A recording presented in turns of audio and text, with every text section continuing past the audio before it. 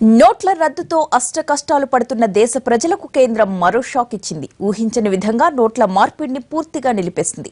అంటే ఇక పాత నోట్లను బ్యాంకుల్లో డిపాజిట్ చేసుకోవాల్సిందే. కొన్ని చోట్ల బిల్లుల చెల్లింపులకు పాత 500 నోటుకు మినహాయింపించింది. పాత 1000 నోటు చెలామణి మాత్రం పూర్తిగా ఆగిపోయింది.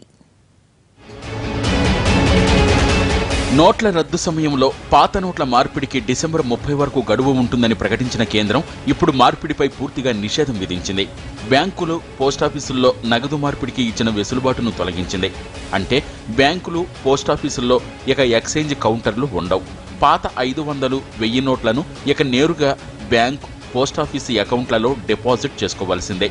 నవంబర్ 8న నోట్ల రద్దు ప్రకటన చేసినప్పుడు డిసెంబర్ 30 వరకు మార్పిడికి అవకాశం ఉంటుందని చెప్పారు ప్రధాని మోడీ. తొలుత 4000 వరకు ఎక్స్చేంజ్కు అనుమతినిచ్చారు. తర్వాత దాన్ని 4500కు పెంచారు. రోజుల వ్యవధిలోనే దాన్ని మళ్లీ 2000కు తగ్గించారు.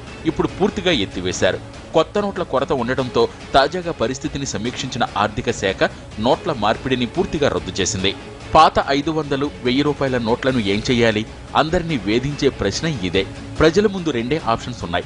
ఒకటి, అకౌంట్లలో డిపాజిట్ చేసుకోవటం. 2, పాత నోట్లతో బిల్లులు, ఫీజులు చెల్లించడం. డిపాజిట్ చేసుకోవడానికి ఎలాంటి పరిమితి లేదు. పాత 500, 1000 నోట్లను ఎంతైనా అకౌంట్లలో జమ చేసుకోవచ్చు. అయితే బిల్లులు, ఫీజులు చెల్లించడానికి మాత్రం పాత 500 నోట్లను మాత్రమే అనుమతిస్తారు. అది కూడా డిసెంబర్ 15 వరకు మాత్రమే.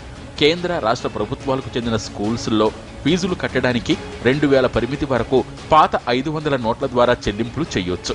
పాత 500 నోట్ల ద్వారా విద్యుత్, వాటర్ బిల్లులను కూడా చెల్లించవచ్చు. అయితే పాత 1000 రూపాయల నోటును మాత్రం అంగీకరించరు. అంటే పాత 1000 రూపాయల నోటు చలామణి పూర్తిగా ఆగిపోయినట్లే. మరోవైపు జాతీయ రహదారులపై టోల్ ట్యాక్స్ మినహాయింపు కొనసాగించాలని నిర్ణయించింది కేంద్రం. డిసెంబర్ 2 వరకు టోల్ ట్యాక్స్ ఉండదు. డిసెంబర్ 3 నుంచి 15 వరకు టోల్ చెల్లింపులకు పాత 500 నోట్లను అంగీకరిస్తారు. పెద్ద నోట్ల రద్దు తర్వాత కేంద్రం ఇప్పటికే పలుమార్లు నిబంధనలు సవరించింది. ఇంకా కొన్ని వెసులుబాట్లు కలిగిస్తుందో లేక ఉన్న వాటిలో కోత పెడుతుందో వేచి చూడాల్సిందే.